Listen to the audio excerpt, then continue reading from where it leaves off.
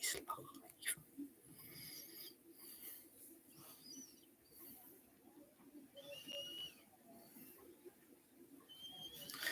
Hey guys, good early morning to each and every single one of you. Welcome back to the channel, United Red Devils 20 on YouTube on the early hours of this Thursday morning. Hope you're all looking forward to your day. Hope you're all looking forward to your week. And hope you're all looking forward to the first brand new weekend in May 2024 this year. First of all, do me a massive favour for me. Hit the like button, hit the share button. Please hit the subscribe button if you are new to the channel. United Red Devils 20 on YouTube. Share the video. Hit the tweet button. Hit the retweet button. Remember to put a notification bell on at all times to receive dedicated content right throughout the rest of 2024 this year on this channel, on this community, for brand new Fortnite, Rocket League, EAFC, Formula 124. We've got previews, we've got match reactions, we've got the summer transfer window covered right throughout this year in 2024. Once the football season concludes and finishes, we'll be going live with breaking news across Europe, the EFL and the Premier League. Obviously, so far, we haven't had to talk about Manchester United this week, which obviously is a massive breath of fresh air for every Manchester United fan and supporter this week. That so far, so good. We haven't had to talk about them at all this week, which for me is a very, very good relaxation, very, very good bit of time to gather some thoughts and gather some, feelings for yourself, and obviously get some time to be able to chill out and not to have to talk about Man United in a negative or bad way. But obviously we are back for Premier League action on Monday night at Selhurst Park, away to Crystal Palace, who again have kept themselves up in the Premier League. I mean, if you look a few months ago, Crystal Palace were in a very, very, very bad shape under Roy Hodgson. And obviously, I think it's not just down to Roy Hodgson. I think obviously his health problems on and off the pitch as Crystal Palace manager, I don't think was helping Crystal Palace in any way to, somehow avoid getting into a relegation fight or, potentially being relegated for the Premier League. I think their form on the pitch under him was terrible. I think, Roy Hodgson's style of football and the DNA, he was brought back to Crystal Palace to do one thing and one thing only, and that was to keep this football club in the Premier League and avoid relegation back to the Championship. And you know what? Fair play to what Crystal Palace have done since they've made their return into the Premier League under Ian Holloway, when he got them up through the playoff final where they beat Watford 1-0 in that playoff final. And I think since then, Crystal Palace have done such a good job. A well-run, stable football club on and off the pitch who are producing some absolutely essential talent in the Crystal Palace team. And I think, since the rebirth of their new manager, you've really seen players come out of their shell. It seems a completely different dimension to Crystal Palace's play now. You've got to praise what they're doing on the pitch and some of the results that they are getting. You've got to praise them for, the way they're playing through the attack and through their solidarity and defence. You've got to praise their young, influential midfield. Now it looks such more stable going forward for Crystal Palace. But obviously, everyone's thinking that this is going to be quite a convincing away Manchester United win on Monday night. And obviously, we're on match day 36 now. We've only really got 2 games left till the end of the Premier League campaign, which again, it's always sad once the football season finishes and there's not much to do. But thank God we've got the Euros to be able to watch and the Olympics. But it's been nice not to have to talk about Man United in any way this week. But obviously, when we're back playing on Monday night away to a team like Crystal Palace, who have been completely transformed under their new manager, no wonder Crystal Palace confirmed themselves as a very, very run mid-table Premier League club. They always seem to get out of a dogfight. They always seem to get themselves away from danger, and they always seem to finish quite high up the Premier League table.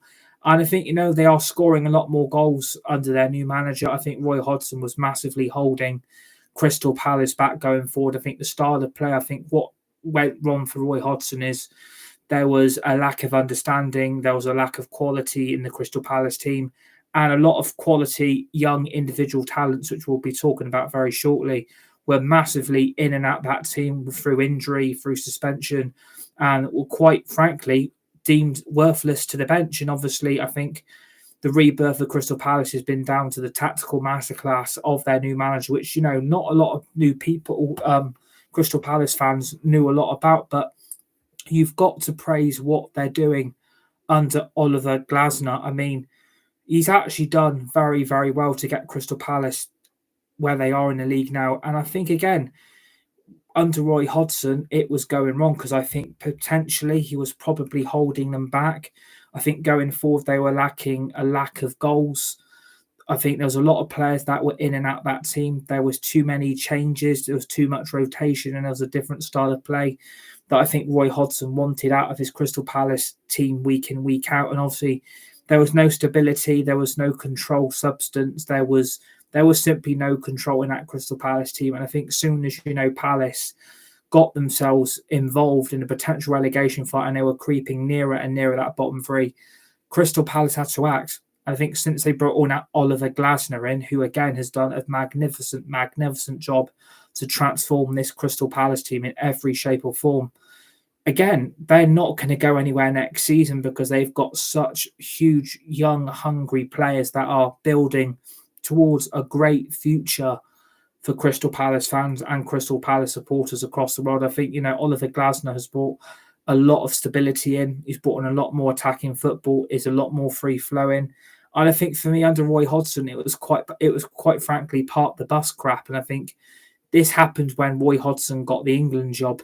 It was potentially just, part the bus football week in, week out for Crystal Palace. And I think when you've got young, hungry players that are ready to make the next step up in their careers, and obviously now you're starting to see that influence on the Crystal Palace pitch, their home form has massively, massively improved because when you build a younger, hungrier team like Crystal Palace, I think are trying to do now, they are, massively reliant on these younger talents to obviously produce the goods, which again, they have been doing. I mean, I think the two main attacking threats, which I include in the title of this live stream, is that for me, Eze and Olise are the two most attacking threats that Manchester United have absolutely got to deal with on Monday night. And I'm not saying that this is going to be as straightforward as it seems, but I really, really worry about the potential danger of Eze and Olise, who are two of my favourite rival players at Crystal Palace. I absolutely love Eze. I love Olise. And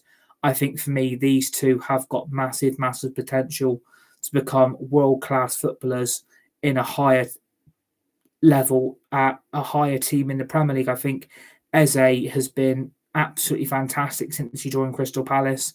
And I think Olise has made that right wing his own. And I think you can see by the performances, you can see the consistency in the way he performs. You can see the goals that he's being managed to provide from the right wing. But it's also the set pieces. It's also the assists that Crystal Palace make happen from that right wing, because when you've got a quality, young, hungry player like Olise, he is going to go from strength to strength to strength to strength. And I think for me, obviously, there's a lot of rumours surrounding him and a potential move to Manchester United in the future. I would absolutely love to have Olise at Manchester United. I think going forward, we need that traditional, younger, hungrier right winger that can do a lot more damage to our rivals going forward into Manchester United Football Club's future. And I think Olise would slot straight into that right wing where we were meant to be having stability, we were meant to be having control, and it simply hasn't happened. And I think Olise's got about a 60 million, 65 million release clause in currently in his Crystal Palace contract. And I think for me, it's an absolute no-brainer for me.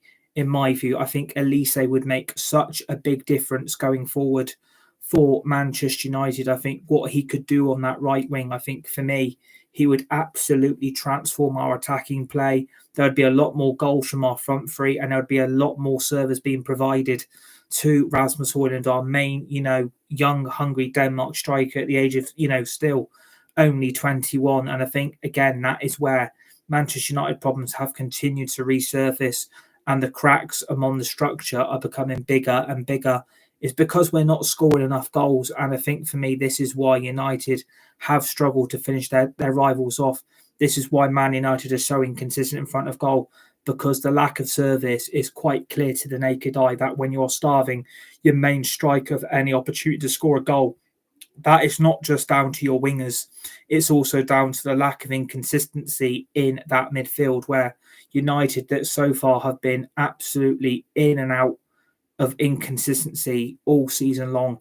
And I think Olise, you have to worry what he could do to Manchester United. And I think for me, this for me is a massive, massive audition for me.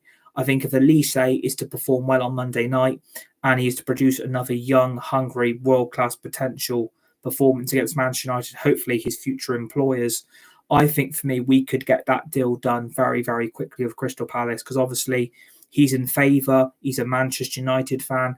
And I think for me, he's going to be looking at Manchester United in the future to obviously make them the next step up in his footballing career. But obviously, we've brought players from Crystal Palace before. I think when we remember the days of, Sir Alex Ferguson buying Wilfred Zaha from Crystal Palace, and obviously that went down like a lead balloon, didn't it? I mean, when David Moyes came in, he absolutely ripped Wilfred Zaha's Manchester United career apart just because Zaha was dating David Moyes' daughter. And obviously, ever since then, his Man United career basically went down the drain. I was a massive, massive fan of Wilfred Zaha. When we signed Zaha, I was absolutely excited that potentially we've got a winger here that is going to be able to produce a lot more attacking threat for Manchester United. But going to Man United under David Moyes was a massive, massive mistake. And obviously, we then sent him back to Palace, and obviously they got the deal done. They got him on loan, and then they agreed a permanent deal the season after. And Crystal Palace went from strength to strength to strength to strength with Wilfred Zaha back at Crystal Palace because I think maybe that Man United move at his short period of his career at such a young age was probably a mistake on his part. But obviously, he had the talent, he had the quality to be able to make that next big step up in his footballing career. And I really wanted Zaha's career at Man United to work out because I was a massive fan of the player. I look at the damage he was doing in that Crystal Palace team, and I was excited that we were going to get a young, hungry talent like that playing for Man United on the left wing. And I was massively excited what he could do in the Manchester United shirt. But when, like I said, you've got a manager that David Moyes is like a little puppy dog, he absolutely destroyed that guy's career. And going back to Crystal Palace was an absolute masterstroke of a move to go back to a club that appreciated a player that had the quality and the skill to be able to deliver Crystal Palace stability and become a full-time permanent Premier League club, which obviously has been fantastic. Crystal Palace have been a fantastic asset to this Premier League since they come up under Ian Holloway. They're producing world-class talents, and I think Olise is in that same category as Wilfred Zaha. He's got the quality, he's got the skill, but is he ready to be able to take that next big step up in his career? I think for me, Olise is ready. I think going forward, if you put him in that Man United team and you put him on the right wing, I think he will score goals. He will give our strikers services. He will be able to produce set pieces. He's good with assists. He can take corners. He can take free kicks. There's a whole product there of player that is wanting to take his game up to the next level. And I think for me, he will want to try and put in a big performance against us. And obviously, Man United have to worry about that because we don't want to be going into that Crystal Palace game cold. We don't want to be taking this game as a full blank win because, what we saw against Burnley, we went 1-0 up and we bottled it yet again due to the improper conduct of certain players at Manchester United Football Club. And I think if Olise was to be able to produce a world-class performance in front of that Man United set of directors and board and also whoever the manager is going to be, Olise for me is an absolute no-brainer. I think for me, he is the future what Man United need, and they desperately need that type of player right now to be able to make that right wing better than what it currently looked. We thought it would work with Palestri. We thought it would work with Ahmad. We thought it would work with Sancho. We thought it would work with Garnacho. And we thought it would work with Anthony. And unfortunately, all the right wingers we've got at that club, not one of them has become a full-time right winger in that Man United team. And it's really, really sad, really, because we've spent stupid money. Let's not beat around the bush about it. We have spent stupid money under previous managers and on certain players that are not the mould that Man United need. We need younger, hungry talent that are going to be able to develop their game and to make their style a lot better at a top six club. And I think for me, I would really, really like to see this Olise be able to perform on Monday, but not too well, so we end up potentially losing this game. Because if Man United lose this game, I think the writing is basically on the wall anyway. I think the final nail is already in Eric Ten Hag's coffin, and unfortunately, I think it's going to be the end of his managerial career at Man United. I think we're not going to make a decision until after the FA Cup final against Man City at the end of May.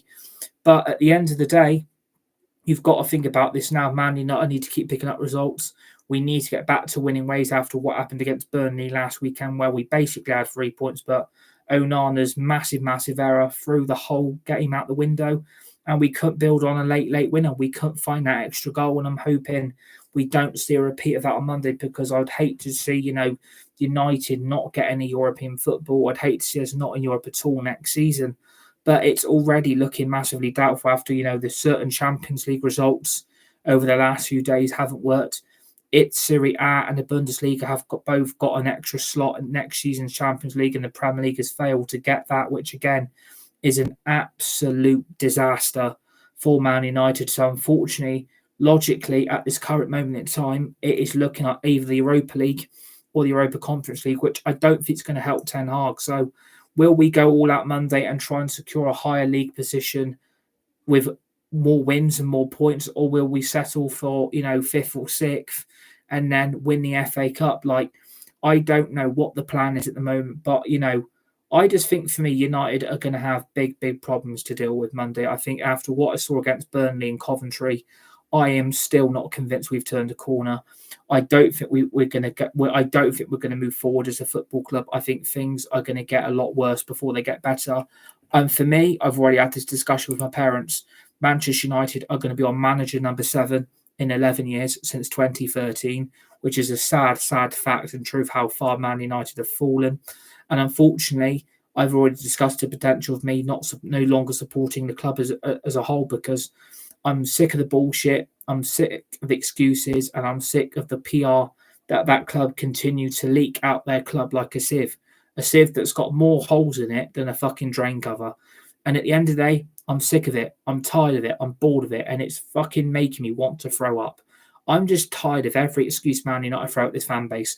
I'm tired of the excuses they come up with on social media. I'm just fed up of their pathetic PR, and they try and brainwash all, thinking everything's all sunshine and roses. It's not.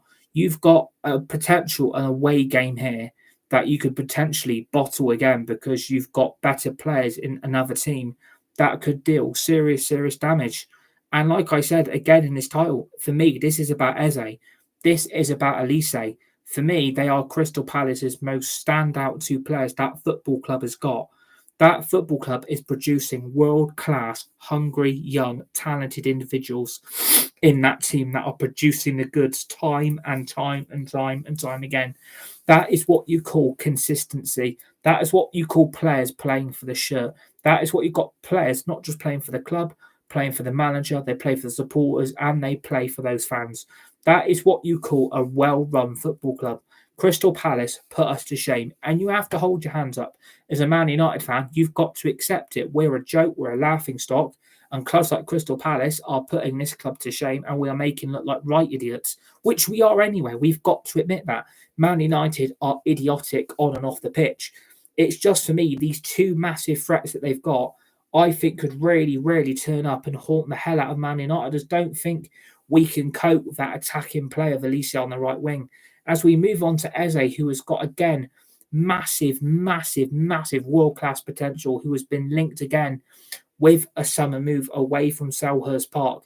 Again, a young, hungry midfielder that offers that full attacking package in a centre attacking midfielder that this fucking football club in Manchester United is missing. A player like Eze would suit this team down to a T. Absolutely suit us going forward. The midfield will look more hungry and more youthful. Going forward, we've got more consistency. We've got more average. We've got more going forward as an attacking unit. When you have got young, hungry players like that in the midfield, in Eze, who's also had England call-ups, who has been given his England debut by Gareth Southgate, and you've got to applaud that, because Eze is also producing on the pitch. And I think for me, when you've got this talent clear to you, This is the type of player that Man United need to also get out of Crystal Palace. I would, for me, if they produce the goods of Palace on Monday, which we all know if they do, all United fans are going to be pissed about it. But this is the type of players that we need at Man United, that have got that hunger, that have got that determination, have got that, that drive to be able to produce even more at a top six club. Are Man United to the top six club after Monday? It's going to be a very, very interesting point to talk about, because we could slip further down that league table by the end of this weekend. We could be down to as low as 8th or 9th with failure to win at Crystal Palace on Monday evening. That can't afford to happen. We've got to go to Selhurst Park and win. But in the reverse fixture Old Trafford that no one saw coming, Crystal Palace went to Old Trafford and they got 3 points. That has not happened. The last time that happened, I actually can't remember.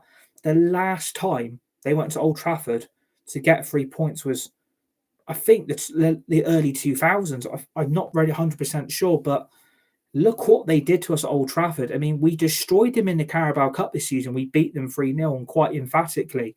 And it could have been 4 or 5 of the amount of chances that Man United had on that Crystal Palace situation, on that Crystal Palace goal. But in the league, we got absolutely torn apart at Old Trafford, and they came to Old Trafford and got an unlikely 3 points that even myself was expecting quite comfortably a Manchester United home banker, because if you look at that Carabao Cup result, we absolutely tore them apart. That was under Roy Hodgson, but they turned up for the league, and you've got to give credit to what Roy Hodgson has done for football. He's been an absolute master. He's a hero. He's an icon. He's a role model. What managers can get out of football. He did produce the goods.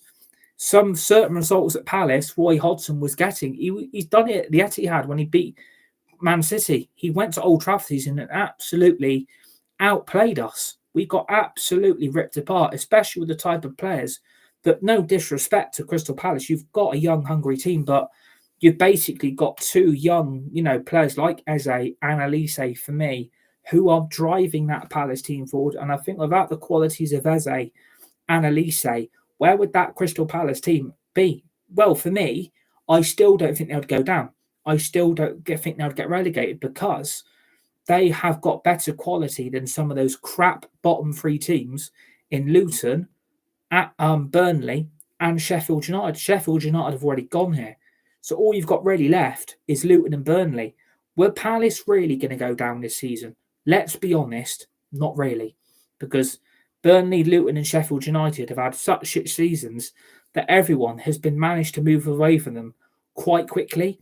And Roy Hodgson did get good results, but when you get that period where Crystal Palace went through that such bad rough patch and they were getting absolutely outplayed at home as well as away from home as well, Crystal Palace were inching closer to that bottom three. And, the Crystal Palace board had to act, and bringing in this Glasner, who's absolutely transformed this Palace team. It's down to his approach. It's down to, we back these young, hungry players. And like Olise and Eze, for me, would get straight into Man United team. There's no question about it. And I think for me, they perform well on Monday. I'll be going after both of them. I seriously would be having conversations with Crystal Palace saying we want Eze and we want Olise.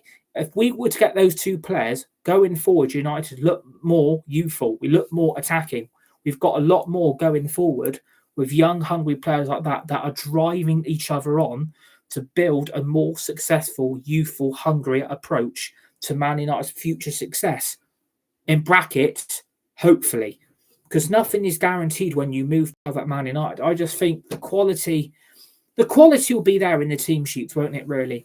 You can tell that, Man United have got slightly better in midfield. We've got, for me, slightly better attack.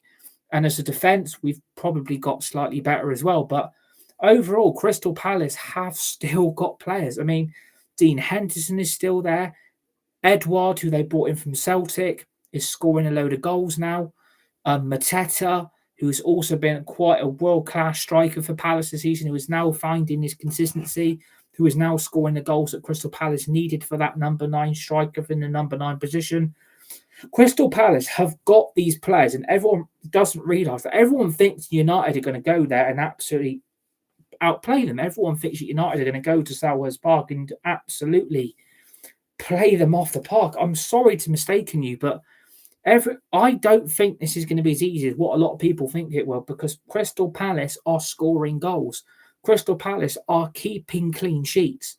Crystal Palace are scoring goals due to the whole dynamic and balanced team that Oliver Glasner has brought in since day one. Since day one, when he became that Crystal Palace manager, look how well they're performing as a team. They're absolutely putting teams away due to the more youthful and hungry attacking approach that this manager is getting out of these Palace players. And I think for me, if you were to put Eze in that Man United midfield next to Mainu and Fernandez, look how better that midfield looks. You wouldn't need McTominay, you wouldn't need Ericsson, you wouldn't need Mount. I mean, you wouldn't need Hannibal Mabry, you wouldn't need Scott McTominay. I mean, you'd have Fernandez, Casemiro, Mainu, and Eze. I mean, for me, going forward, that is two young, hungry players, especially with Mainu now playing for England and Eze also getting in Gareth Southgate's plans now. If you look at that youthful approach that Man United, I think, are all of a sudden trying to hit the nail on the head on, which I've been saying for weeks, that we've got to start building a younger, hungry, youthful approach to the club's future. That is looking positive because Eze would absolutely suit our midfield down to a T. He's got age on his side. He's useful. He's quality going forward. The goals he is scoring for Palace this season. I mean, the goal he scored the other week, the bicycle kick, was fucking fantastic on the first time volley, which was absolutely phenomenal. You've got to give certain players in that Palace team credit for what they're now producing is quality, consistency, results, goals. United are too inconsistent. We're not playing as a balanced team. We've got a team full of individuals who want to play for themselves and not the whole team. And we've got a team here that's got too many cracks at the spine to be able to paper over. And the problem is, by papering over those cracks are going to get bigger and bigger and bigger and bigger. And once those cracks are fully broke, the whole thing snaps. And that is the problem at Manchester United Football Club. We've got too many problems going forward that we are not fixing. And everyone thinks that we are going to have a really bright future. We're going to be successful. Everything's going to be fine again. So Jim Ratcliffe's going to transform things. If we don't win on Monday, and then, which we have got to win, by the way, because our next game after that is at home to Arsenal. If you can't beat Palace, and Arsenal are in a massive title race here, Arsenal could win the Premier League. We will not stop hearing it from that North London forever bullshit that we keep hearing, not just on EAFC, but also from that Arsenal fucking fan base. I mean, I'm mates with an Arsenal fan. He's an absolute legend. His name's Jake, and I've got massive respect for him. And I've got another mate called Liam, who's also a massive Arsenal fan. I've got respect for them. It's just the others I don't have respect for, because they're massively up their own ass. They're massively hypocritical, and they think that they're amazing. And going on about their unbeatable 3-0-3-0-4 season. We weren't a whole season unbeaten. Yeah, no one cares anymore. That was in 2004. We're in 2024. It's 20 years old history. You need to be looking forward, not back. And the problem at Man United, we are looking more back than what we are forward. And I think for me, we aren't doing that on the pitch. We've got too many players being played out of position. We've got a team here that don't give a fuck. We've got players here that should not be at this football club. And with the news now that all these players have got potentially are going to be put up for sale, can you blame this football club for putting up these misfits up for sale? You can't blame them, because they have let this season be a car crash. And that Sir Jim Ratcliffe might have realised by now, do you know what? There's too much crap in this team that needs to be gone. We need to rebuild this team from scratch. And they've got to build a more youthful team. I think for me, that is the direction we need to go down.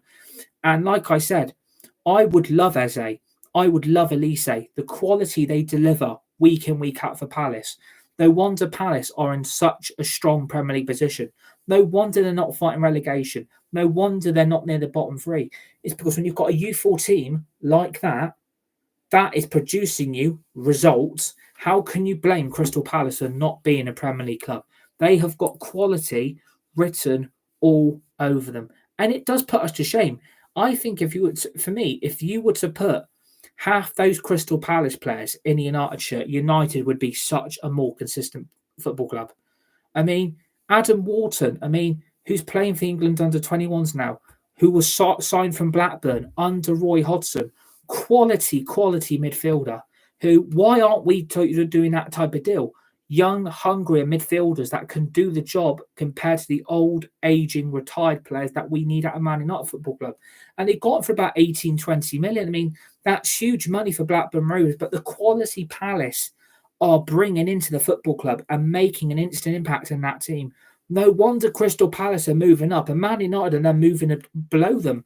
I can guarantee you in a few years' time, Palace are going to be above Man United because they are building a team ready to go with.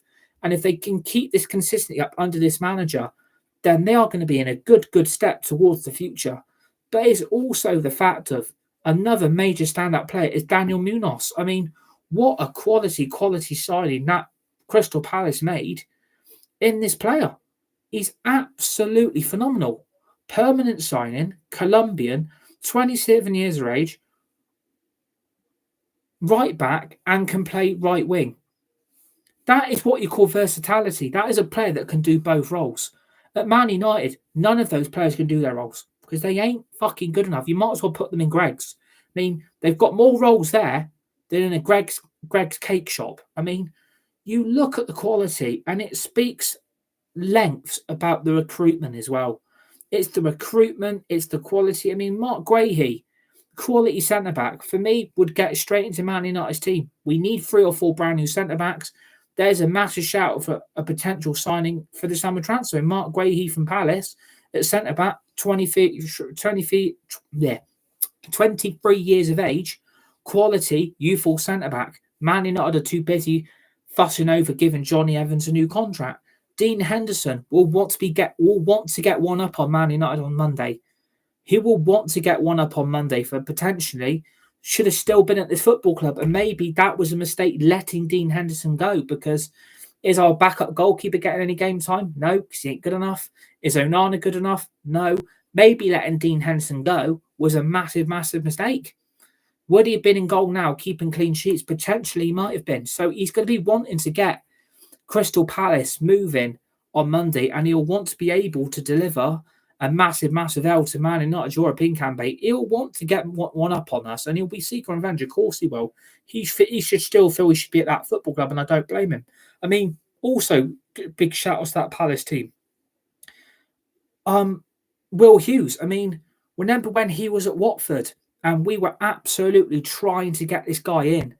I don't know if it was under Solskjaer or Mourinho or Van Gaal that we were looking at Will Hughes. Again, a young, hungry, talented player that Crystal Palace have absolutely transformed him. He's playing week in, week out for Crystal Palace now and is producing consistent midfield performances. Something our midfielders don't do because we are basically relying on an 18-year-old Kobe Mainoo. And that, again, he'll probably have to play Monday because, like I said, we've got no McTominay.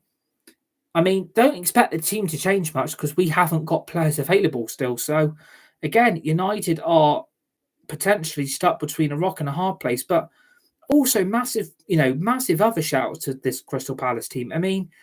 Tyrick Mitchell, who's also getting England call-ups now. This is why Crystal Palace do so well in their academy. This is why they produce such young, hungry, talented players. At Man United, we go and buy from Europe and build these players' careers up, get them in our youth academy, and in a year or two's time, they're off. They're gone because they ain't good enough. They're not at the level of the quality of the academies that a club like Crystal Palace put us to shame. You've got to applaud what Palace are doing, and I want to applaud it because they are producing players that are producing the goods. When you've got Man United who are producing inconsistency, are you surprised our players are turning crap? Because there is no consistent high-level standard performances that we are putting in. If you put out those Man United players in that Crystal Palace team, they would be doing what they're doing to Man United now, destroying the club and rotting it from top to bottom. None of our players can be trusted, especially after the weekend. My trust has been gone for weeks. It ain't just with the players, it's the manager as well. I hope Ten Hag realises he's got to start doing something quite quickly to turn this shit around again. But a free signing. Look at a player like Jefferson Lerma, who was brought in from Bournemouth on a free transfer, was so good at Bournemouth. was absolute quality. CDM and can play at centre-back. Only 29 years of age. And Man United, like I said, are fussing over giving a new contract to Johnny Evans or giving him a coaching role at the club. I mean, this speaks volumes about the Crystal Palace recruitment, their quality, and the results that they are now delivering. I mean, if you look at the current Premier League table, if you look at the way things are currently in the Premier League, and you look at Crystal Palace's league position, Crystal Palace are comfortably not going down, not getting relegated, and are already on the 40-point mark already, right? They could reach 49 points before the end of this season. They could finish above Chelsea. I mean, they would be within 5 points of Man United. I hope everyone realises this. They are within 5 points if they keep on winning their next few games. So, are we surprised that Crystal Palace are picking up results? No. Are we surprised that under this new manager, Oliver Glasner, has got this Crystal Palace team playing in a different, completely direction that I think Roy Hodgson wanted to play in? No, I'm not surprised. Roy Hodgson's tactics were getting figured out.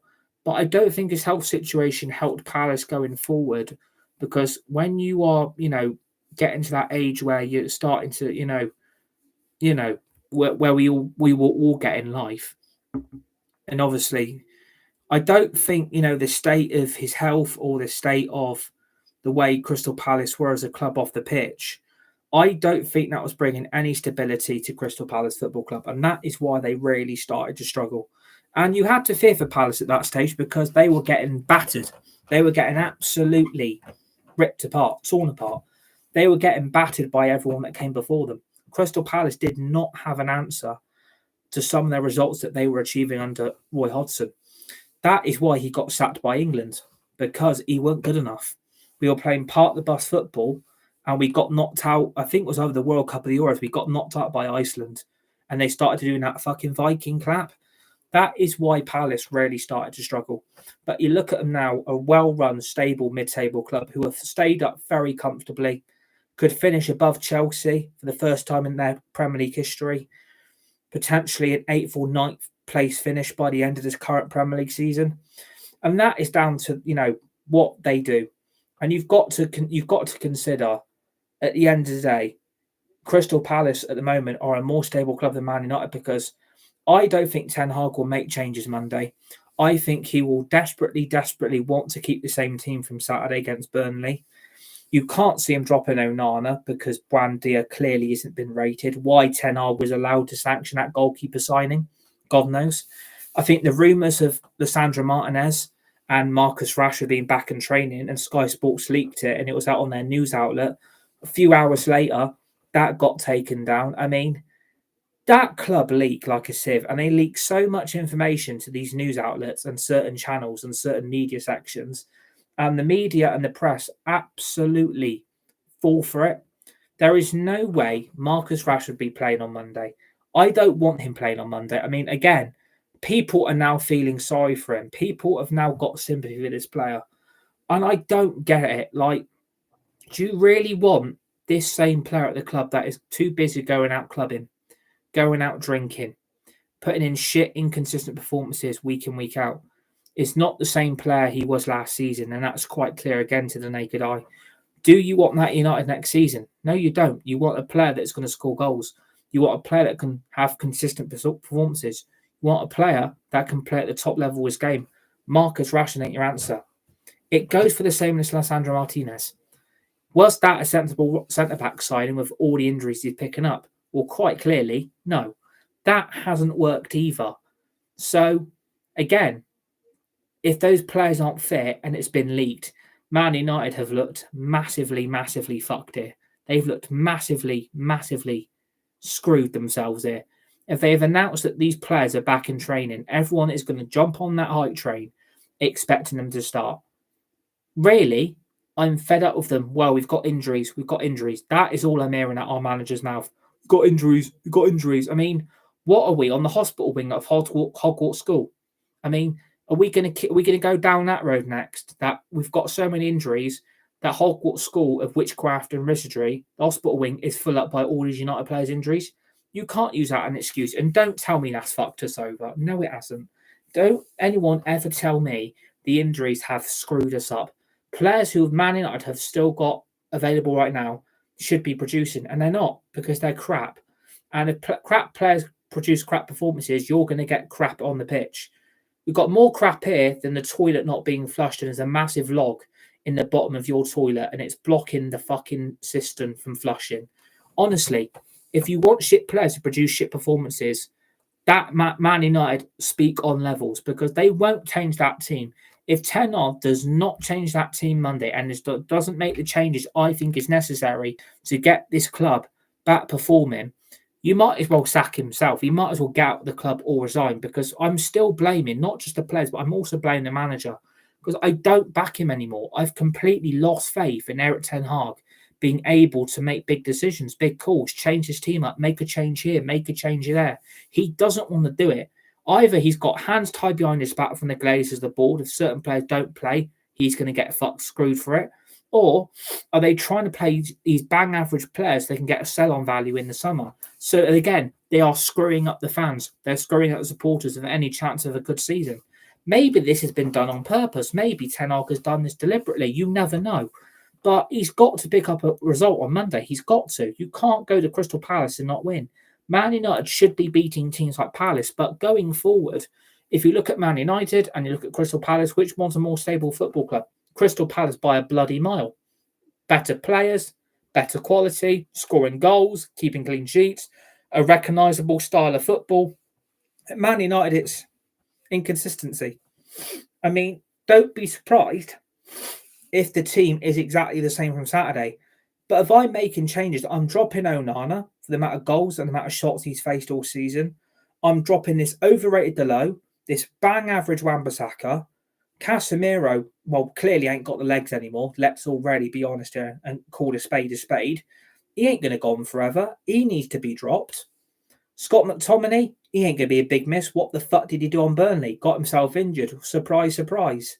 I mean, Mason Mount, well, that signing didn't work out, did it, Eric? I mean, apparently Mount was one for the future.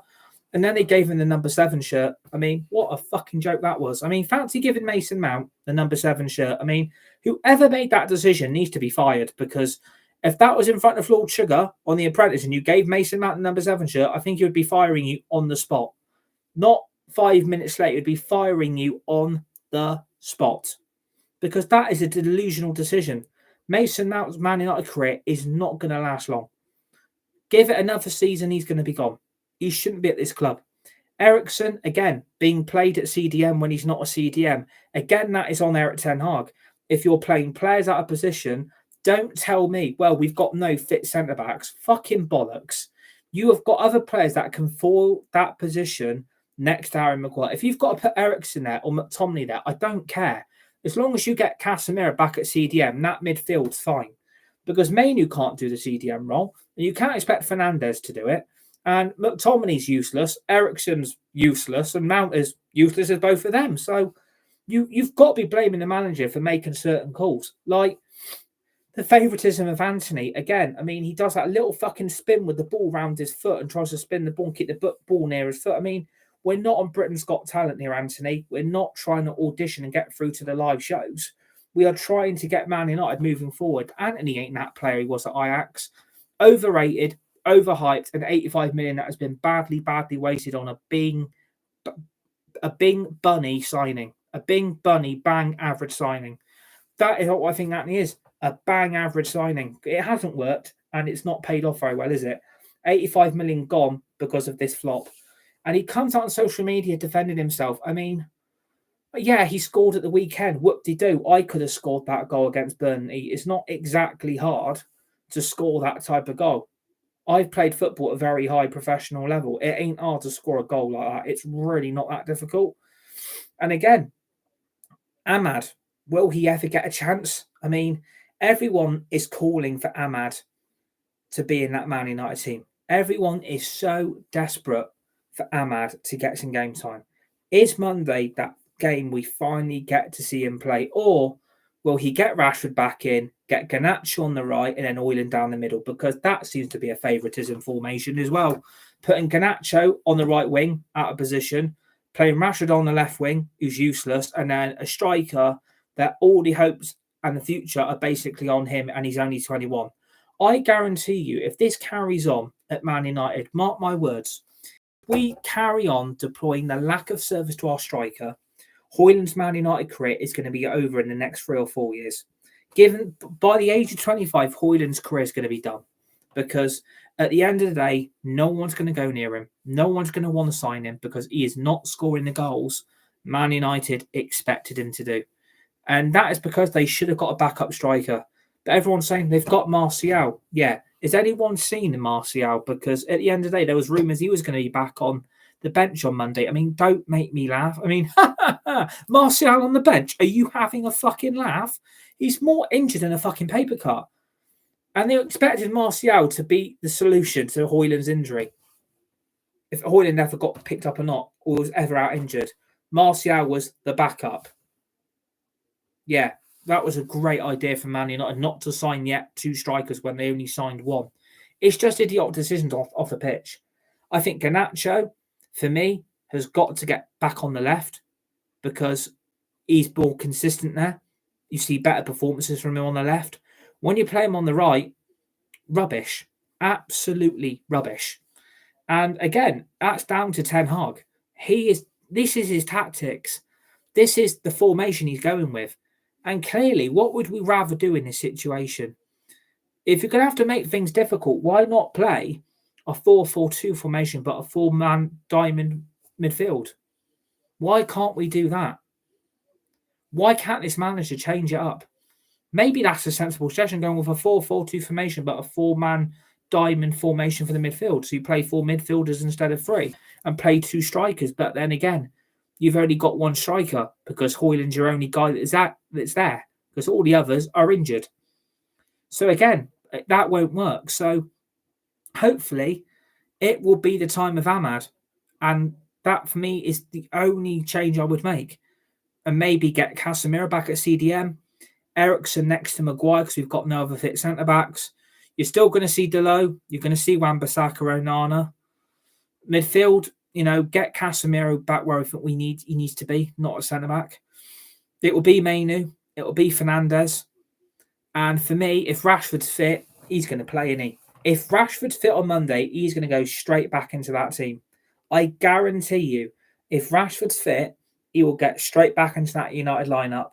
And you'll see the same old bang average, lazy, lethargic, bang average performance from a lazy footballer who goes out clubbing, drinking, trying to get everybody to like him, build up his ego even more and be the big I am. I'm better than everyone else. I can do what the fuck I want in my personal life. Marcus Rashford is going to go one career, he's going to end up like George Best. That is a big, big statement, but that is the way I see Marcus Rashford's career heading. If Marcus Rashford's fit, I would be starting him. If I was the manager of that club, half that team would not be playing Monday. I would be making severe changes to get that team's problems sorted because I'm fed up with the problems.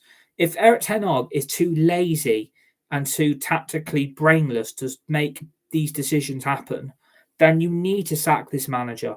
I want this to work. I really, really want to see Ten Hag succeed.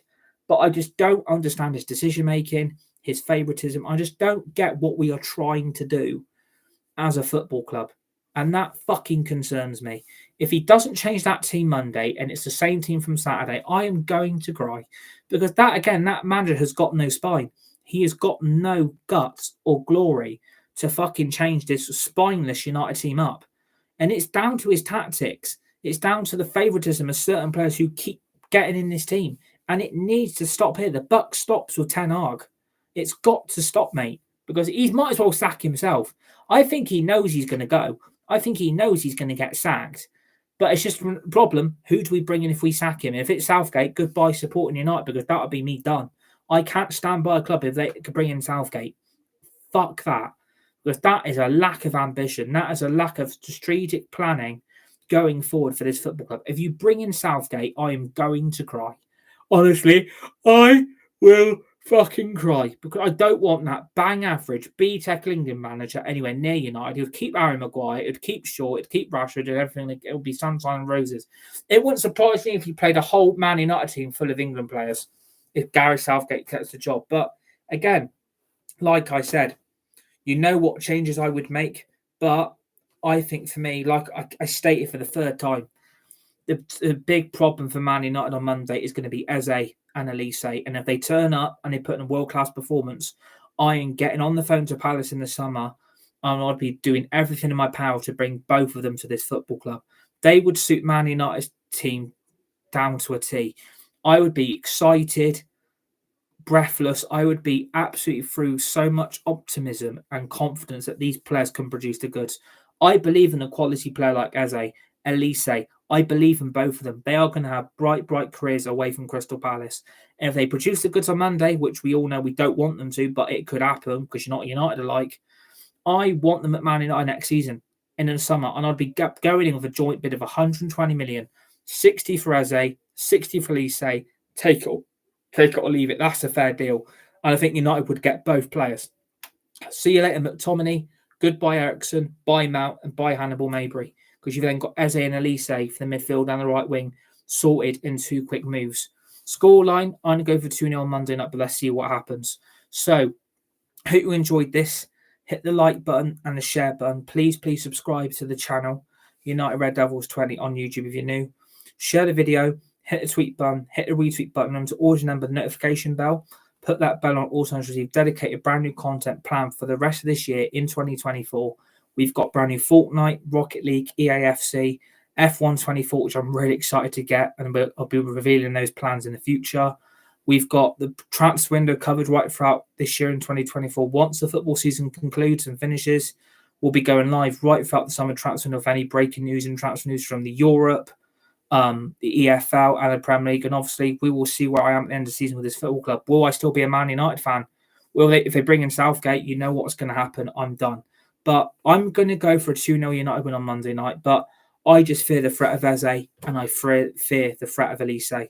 But let's see what happens. So enjoy the day. Enjoy this for the week. Enjoy your weekend. Stay safe. Be nice. Be kind to each other. And I will see you legends very, very soon on the next one.